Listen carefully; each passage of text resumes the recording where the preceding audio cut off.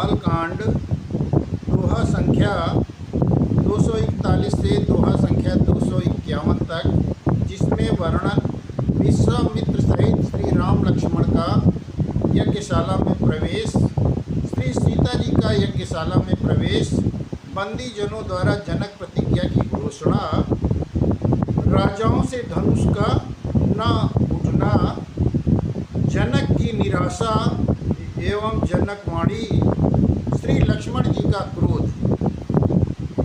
जय श्री राम। नारी बिलो कहीं हरसिया, निज निज रुचि अनुरूप, जन सोहत सिंगार धरि मूर्ति परमे अनूप। इसलिए हृदय में हर्षित होकर अपनी अपनी रुचि के अनुसार उन्हें देख रही हैं, मानो श्रृंगार रस ही परम अंतर्मुख धारण करके सुशोभित हो रहा हो।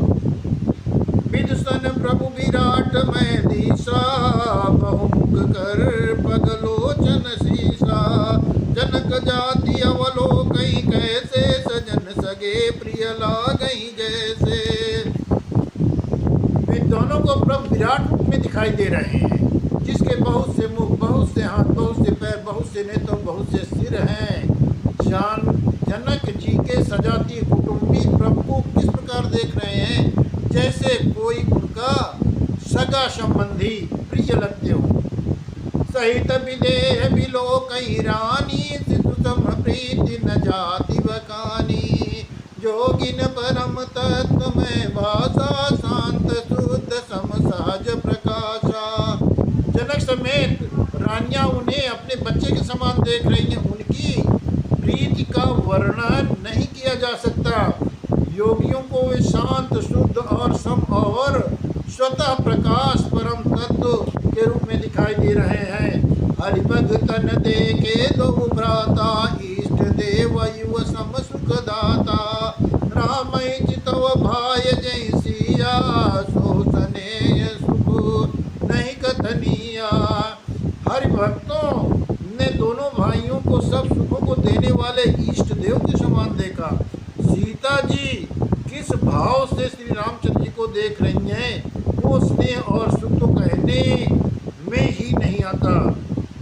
पूर्व अनुभवति न कही सक सोहु, कवन प्रकार कहूँ कवि को, यही विधि रहा जाही जस भाऊ, तही तस देखे वो कौशल राऊ। उस स्नेह और सुख का वे हृदय में अनुभव कर रही हैं, पर वे उसे कह नहीं सकती। फिर कोई कभी उसे किस प्रकार से कह सकता है। इस प्रकार जिसका जैसा भाव, वो कौशलाधीश श्री रामचंद्र जी को वैसा ही देख रहा है। राजत राज समाज मोह कौशल राज किशोर, सुंदर श्यामल गौर तन विश्व विलोचन चोर। सुंदर सांवले और गोरे शरीर वाले तथा विश्व भर के नेत्रों को चुराने वाले कौशलाधीश के कुमार राज समाज में इस प्रकार शोभित हो रहे हैं। सहज मनोहरि मूर्ति धोऊ, कोटि काम उपमा लग सोऊ, शरद चांदनिंदक मुखनी के, नीरज नयन भाव तेजी के। दोनों मूर्तियां स्वभाव से ही मन को हरने वाली हैं। करोड़ों कामदेवों की उपमा भी उनके लिए तुच्छ है। उनके मुख सुंदर शरद चंद्र की पूर्णिमा के चंद्रमा की भी निंदा करने वाले हैं, उसे नीचा दिखाने वाले हैं, और कमल के समान नेत्र मन को बहुत ही भाते हैं। चितवन चारु मारु मनोहरणी, भावती हृदय जाति नहीं भरनी। कमल कपोल श्रुति कुंडल लोला, चिबुक अधर सुंदर मृदु बोला। सुंदर चितवन सारे संसार के मन को हरने वाली है। कामदेव भी मन को हरने वाली है, कामदेव के मन को भी हरने वाली है। वो हृदय को बहुत प्यारी लगती है, पर उसका वर्णन नहीं किया जाता। सुंदर गाल, कानों में चंचल झूमते हुए कुंडल, डोरी और अधर, ओठ सुंदर और वाणी कोमल है। कुमुद बंधु कर निंदक हासा, भ्रगुटी विकट मनोहर नासा। बाल विशाल तिलक झलकाई, कच बिलोक अली अवली लजाई। हंसी चंद्रमा की किरणों का तिरस्कार करने वाली डोरी टेढ़ी और नासिका मनोहर है। ऊंचे चौड़े ललाट पर तिलक झलक रहा है, दीप्तिमान हो रहा है। काले घुंघराले बालों को देखकर भौरों की पंक्तियां भी लजा जाती हैं। पीत चौतनी सिरन सुहाई, कुसुम कली बिच बीच बनाई। रेखे रुचिर कंब कल गीवा, जन त्रिभुवन सुषमा की सीवा। पीली चौकोनी टोपियां सिरों पर सुशोभित हैं, जिनके बीच बीच में फूलों की कलियां बनाई हुई हैं, कढ़ी हुई हैं। शंख के समान सुंदर गोल गले में मनोहर 3 रेखाएं हैं, जो मानो तीनों लोगों की सुंदरता की सीमा को बता रहे हैं। कुंजर मणिकंठा कलित उरन तुलसी का माल, वृषभ कंद के हरिठमणि बल निधि बाहु विशाल। हृदय में गजमुक्ताओं के सुंदर कंठे और तुलसी की मालाएं सुशोभित हैं। उनके कंधे बैलों के कंधे की तरह ऊंचे चौड़े हष्टपुष्ट हैं। सिंह की सी उनकी भुजाएं विशाल और बल की भंडार हैं। कटितूनी रपीत पट बांधे, कर सर धनुष बाम बर कांधे। पीत जाग्य उपवीत सुहाए, नख सिक मंजु महाछ बिछाए। कमर में तरकस और पीतांबर बांधे हुए हैं, दाहिने हाथों में बाण और बाएं सुंदर कंधों पर धनुष तथा पीले यज्ञ पे जनू से सुशोभित हैं। नख से लेकर शिखा तक सब अंग सुंदर हैं, उन पर महान शोभा छाई हुई है। देख लोग सब भय सुखारे, एकटक लोचन चलत नटारे। हर से जनक देख दो भाई, मुनिपद कमल गहे तब जाई। उन्हें देखकर सब लोग सुखी हैं, नेत्र एकटक विशेष शून्य है और सारी पुतलियां मानो स्थिर हो गई हों। जनक जी दोनों भाइयों को देखकर हर्षित हुए। तब उन्होंने जाकर मुनि के चरण कमल पकड़ लिए और विनती की, कर विनती निज कथा सुनाई। रंग अवनी सब मुनि दिखाई, जहाँ जहाँ जाई कुंवर बर जो, तहाँ तहाँ चकित चितो सब को। जिधर जिधर मुनि के साथ दोनों राजकुमार जा रहे हैं, लोग उनको टकटकी लगाकर देख रहे हैं। निज निज रुक राम सब देखा, को न जान कछु मरम विशेषा। भली रचना मुनि रपसन कयो, राजा मुदित महासुख लयो। सबने राम जी को अपनी अपनी ओर ही मुख किए हुए देखा, परंतु इसका कुछ भी विशेष रहस्य कोई न जान सका। मुनि ने राजा से कहा, रंगभूमि की रचना बड़ी सुंदर है। विश्वामित्र जैसे निष्प्रेम विरक्त और ज्ञानी मुनि से रचना की प्रशंसा सुनकर राजा प्रसन्न हुए और उन्हें बड़ा सुख मिला। सब मंचन ते मंचु एक सुंदर विशद विशाल, मुनि समेत दो बंधुता बैठा रे महिपाल। सब मंचों से एक मंच अधिक सुंदर और उज्जवल और विशाल था। स्वयं राजा ने मुनि सहित दोनों भाइयों को उस पर बैठाया। प्रभु ही देख सब नपैया रे, जनुरा के सब उदय भय तारे। यश प्रतीत सबके मन माही, राम जो अप तो रब सक नाही। प्रभु को देखकर सब राजा हृदय में ऐसे हार गए, निराशाहीन हो गए, निराशा युक्त हो गए, उत्साहहीन हो गए। जैसे पूर्ण चंद्रमा उदय होने पर तारे विलीन हो जाते हैं, उनके तेज को देखकर सबके मन में ऐसा विश्वास हो गया कि श्री रामचंद्र जी ही धनुष को तोड़ेंगे, इसमें कोई संदेह नहीं है। बिनु भंजो भव धनुष विशाला, मेलिय सिय राम मुरमाला। अस विचार गौन्यु घर भाई, जसु प्रताप बल तेज गवाई। इधर उनके मन रूप को देखकर सबके मन में ये निश्चय हो गया कि शिव जी के विशाल धनुष को जो संभव है न टूट सके, बिना तोड़े ही सीता जी श्री रामचंद्र जी के ही गले में जयमाल डालेंगी, अर्थात दोनों तरह से ही हमारी हार होगी और विजय श्री रामचंद्र जी की ही रहेगी। यों सोचकर सुनकर वे कहने लगे, हे भाई, ऐसा विचार कर यश प्रताप बल और तेज गंवाकर अपने अपने घर चले जाइए। से अपर भूमि सुच भूप सुचिवानी, हे अविवेक अंधे अभिमानी, तोरे धनुष ब्याहु अवगवा बिन तोरे कुमारी ब्याह। दूसरे राजा जो विवेकी थे वो चले गए, लेकिन अविवेकी राजा अंधे हो रहे थे और अभिमानी थे। वो ये बात सुनकर बहुत हंसे। उन्होंने कहा, धनुष तोड़ने पर ही ब्याह होना कठिन है, अर्थात सहज ही हम जानकी को हाथ से नहीं जाने देंगे। फिर बिना तोड़े तो राजकुमारी को ब्याह ही कौन सकता है। एक बार कालौ कि न हो सियहित समर तब हम सो, यह सुनी अवर मई मुस्काने धर्मशील हरि भगत सयाने। काल को ही क्यों न हो, एक बार तो सीता के लिए उससे भी हम युद्ध में जीत सकेंगे। ये घमंड की बात सुनकर दूसरे राजा जो धर्मात्मा हरिभक्त और सयाने थे मुस्कुराने लगे। सी अबियाई बराम गर्भ दूर करिन पन के, जीत कुशक संग्राम दशरथ के रन माकुरे। उन्होंने कहा, राजाओं के घर को दूर करने वाले जो धनुष किसी से नहीं टूट सकेगा, उसे तोड़कर श्री रामचंद्र जी सीता जी को ब्याहेंगे। रही युद्ध की बात, महाराजा दशरथ के रण में बाके पुत्रों को युद्ध में कौन जीत सकता है। व्यर्थ मरऊ जन गाल बजाई, मन मोद कन की भूख बुताई। सिका मार सुनि परम पुनीता, जगदम्बा जानहु जिय सीता। गाल बजाकर व्यर्थ ही मत मरो, मन के लड्डुओं से कहीं भूख जाती है। हमारी परम पवित्र निष्कपट सीख को सुनकर सीता जी को अपने जी में साक्षात जगजननी समझो। उन्हें पत्नी रूप में पाने की आशा को, लालसा को छोड़ दो। जगत पिता रघुपति बिचारी, भरी लोचन छबिले हुनिहारी।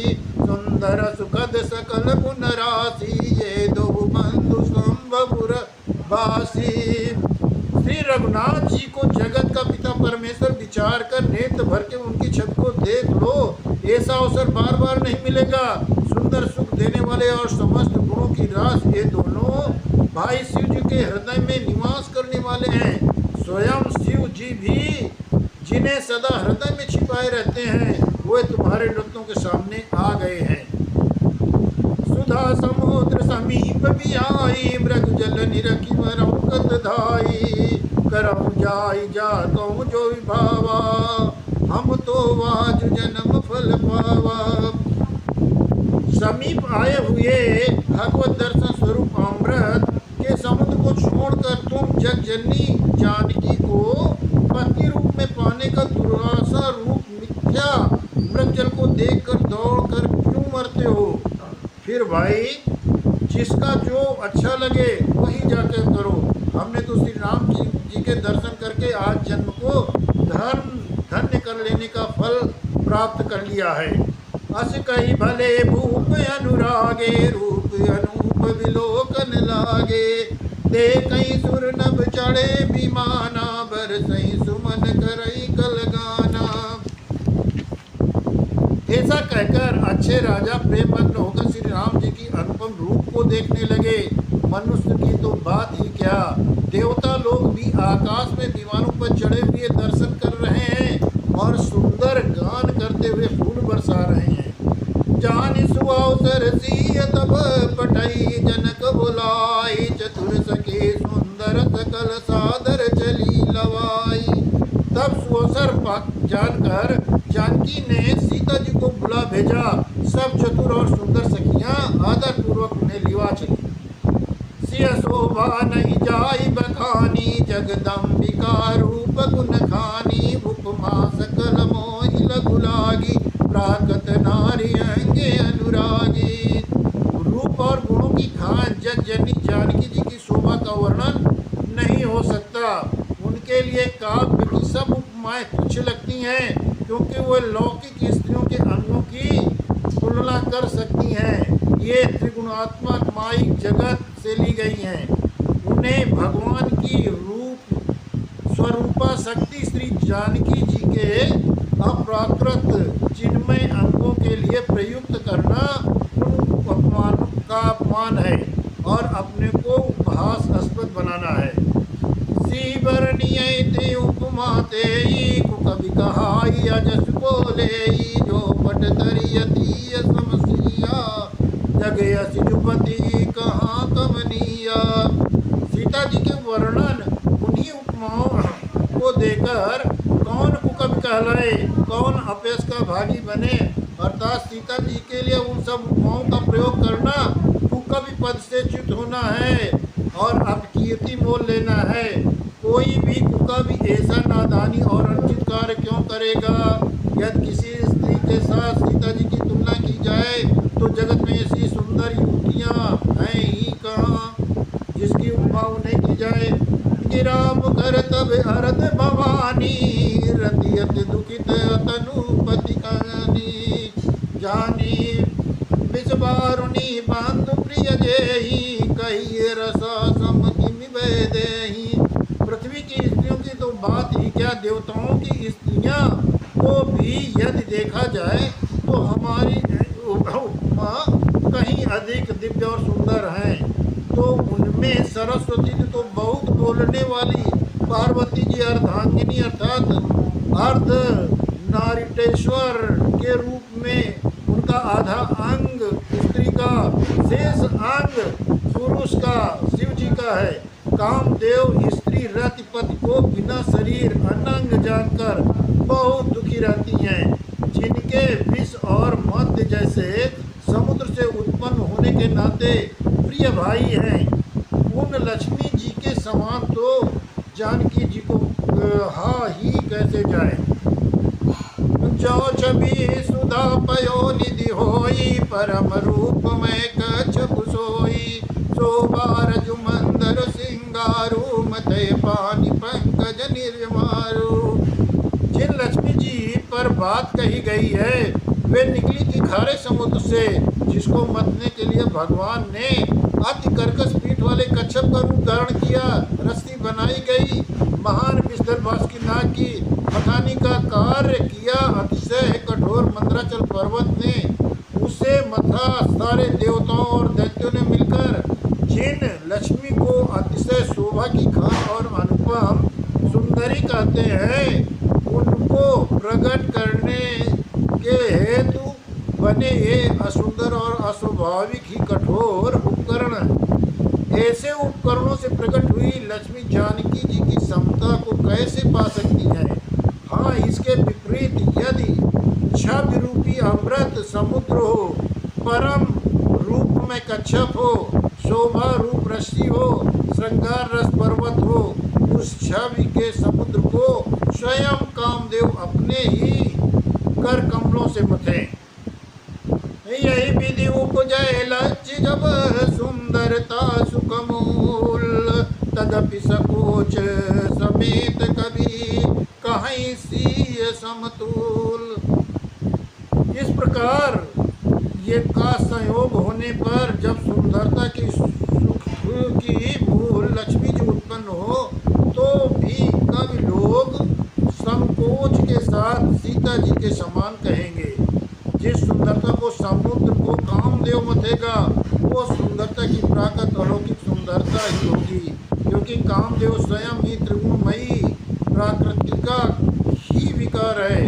अतः उस सुंदरता को मतकर प्रकट की हुई लक्ष्मी भी उपरयुक्त लक्ष्मी की उपमा कहीं अधिक सुंदर और दिव्य होने पर भी होगी प्राकृत। अतः उसके साथ ही जानकी जी की तुलना करना कवि के लिए बड़े संकोच की बात है। कामदेव के मतने में नहीं आ सकती और वो जानकी जी के स्वरूप ही है, अतः उनसे भिन्न नहीं और उपमा दी जाती। भिन्न वस्तु के साथ उसके अतिरिक्त जानकी जी प्रकट हुई, स्वयं अपनी महिमा से उन्हें प्रकट करने के लिए किसी भिन्न उपकरण की उपेक्षा नहीं अर्थात शक्ति शक्तिमान से अभिन्न अद्वैत तत्व है, अतएव अनुपमेय है।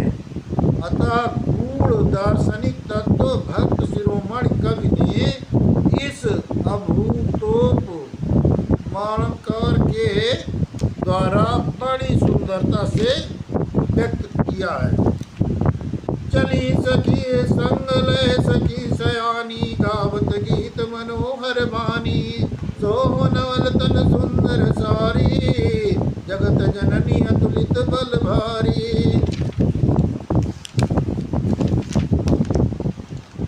सैनी सखियां सीता जी के साथ लेकर मनोहर वाणी में गीत गाती हुई चली। सीता जी के नवल शरीर पर सुंदर साड़ी सुशोभित है। जग जननी की महान छवि अतुलनीय है। भूषण सकल सुदेश सुहाए, अंग अंग रच सखिन बनाए, रंग भूमि जब सिय पगुधारी, देखी रूप मोहे नर नारी। सब आभूषण अपनी अपनी जगह पर शोभित हैं, जिन्हें सखियों ने अंग अंग से भली भांति सजाकर पहनाया। जब सीता जी ने रंगभूमि में पैर रखा तब उनका दिव्य रूप देखकर स्त्री पुरुष मोहित हो गए।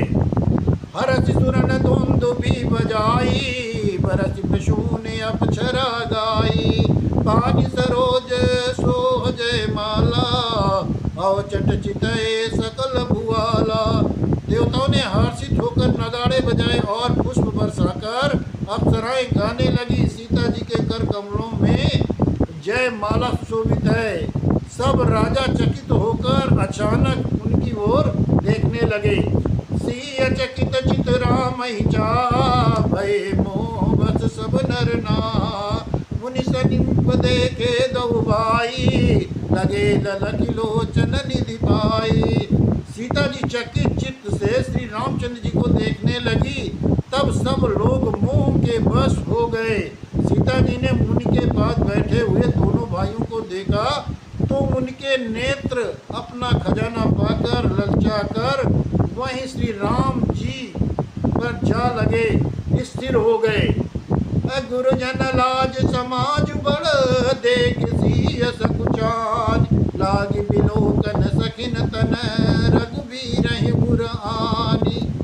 परंतु गुरुजनों की लाज से तथा बहुत बड़े समाज को देखकर सीता जी सकुचा गई। श्री रामचंद्र जी को हृदय में लाकर सखियों की ओर देखने लगी। राम रूप अरुषिय छवि देखे, नर नारिन परिहरिय निमेषे, सोचई सकल कहत सकुचाई, विदिशन विनय करिय मन माही। श्री रामचंद्र जी का रूप और सीता जी की छवि देखकर स्त्री पुरुष पलक मारना छोड़ दिया। सब एकटक उन्हीं को देखने लगे। सभी अपने मन में सोचने लगे, पर कहते सब जाते हैं। मन ही मन वे विधाता से विनय करते हैं। हर विद बेगी जनक जड़ताई, मति हमारी असि देख सुहा दे सुहाई, बिन विचार पनु तज पर नाहु, सिय राम कर करो विवाहु। हे विधाता, जनक जी की मूर्ता को शीघ्र हर लीजिए और हमारी ऐसी सुंदर बुद्धि उन्हें दीजिए जिससे बिना ही विचार किए राजा अपना प्राण छोड़कर सीता जी का विवाह राम जी से कर दें। जग भल कहिए भाव सब काहू, हटकी ने अंत हुरदाहू, यही लालसा मगन सब लोगू, भरोसा भरो जान की जोगू। संसार उन्हें भला कहेगा क्योंकि ये बात सब किसी को अच्छी लगती है। हट करने से अंत में भी हृदय जलेगा। सब लोग इसी लालसा में मग्न हो रहे हैं कि जानकी जी के योग्य वर तो ये सांवला ही है। तब बंदी जन जनक बुलाए, बिरदावली कहत चली आए, कहन पुजाई कहु पन मोरा, चले भाट हर सुन थोरा। तब राजा जनक ने बंदी जनों भाटों को बुलाया। वे बिरदावली वंश की कीर्ति गाते हुए चले आए। राजा ने कहा, जाकर मेरा प्रण सबसे कहो भाट चले, उनके हृदय में कम आनंद ना था। बोले बंदी बचन बर, सुनौ सकल महिपाल। पन विदेह कर कहीं हम, भुजा उठाई विशाल। भाटों ने श्रेष्ठ वचन कहा, हे पृथ्वी के पालन करने वाले सब राजागण सुनिए, हम अपनी भुजा उठाकर जनक जी का विशाल प्रण कहते हैं।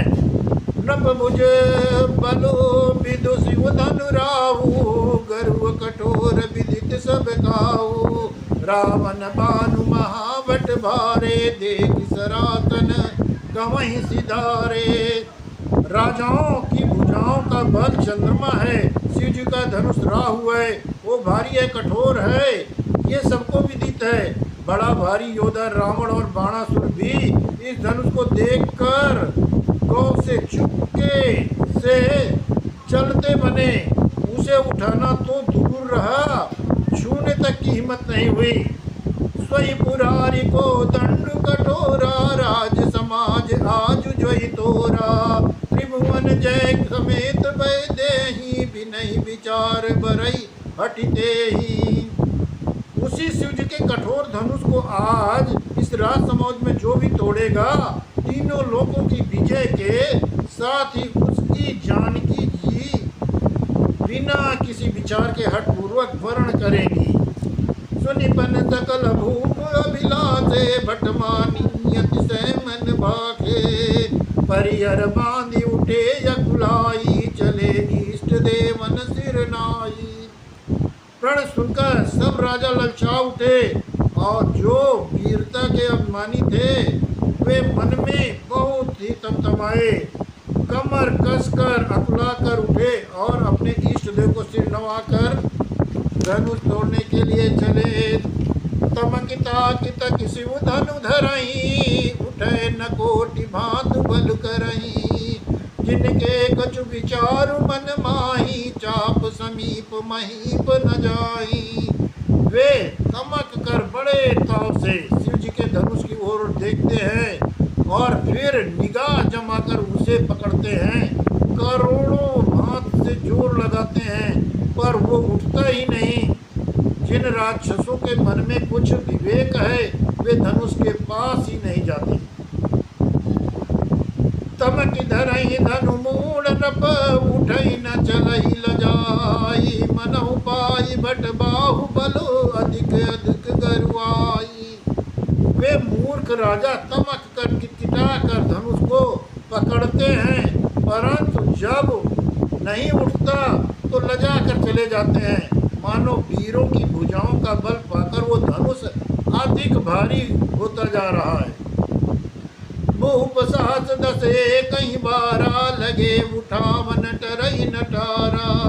डगई न सांबु सरास लुकैते, कामी बचन सती मनु जैसे। तब 10,000 राजा एक ही बार धनुष को उठाने लगे, तो भी वो उनके टाले नहीं टला। शिव जी का धनुष कैसे नहीं दिखता, जैसे कामी पुरुष के मन में सती का मन कभी चलायमान नहीं होता। सब नप भय जोग उपहासी, जैसे बिन विराग सन्यासी। कीरति विजय वीरता भारी, चले चाप कर बरबस हारी। सब राजा उपहास के योग्य हो गए, जैसे वैराग्य के बिना सन्यासी उपहास के योग्य हो जाता है। कीर्ति विजय बड़ी वीरता, इन सबको वे धनुष के हाथों बरबस हार कर चले गए। श्रीहत भय हारी राजा, बैठे निज निज जाई समाजा। नृपन बिलो की जनक अकुलाने, बोले बचन रोष जनुसाने। राजा लोग हृदय में हार कर स्त्री विहीन होकर चले गए और अपने अपने समाज में जाकर बैठ गए। राजा को अस्पल देखकर जनक अकुला उठे और ऐसे वचन बोले जो मानो क्रोध से सने हुए।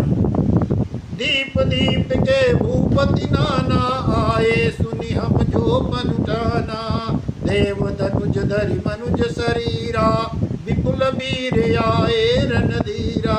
मैंने जो प्रण ठाना था उसे सुनकर दीप दीप के अनेकों राजा आए। देवता और दैत्य भी मनुष्य का शरीर धारण करके आए तथा और भी बहुत से रणवीर यहाँ पे आए। कुमारी मनोहर विजय बड़ी कीरति अति कमनीय, पावनिहार बिरंच जनु रचउन धनु दमनीय। परंतु धनुष को तोड़कर मनोहर कन्या बड़ी विजय और अत्यंत सुंदर कीर्ति को पाने वाला मानो ब्रह्मा जी ने किसी को रचा ही नहीं।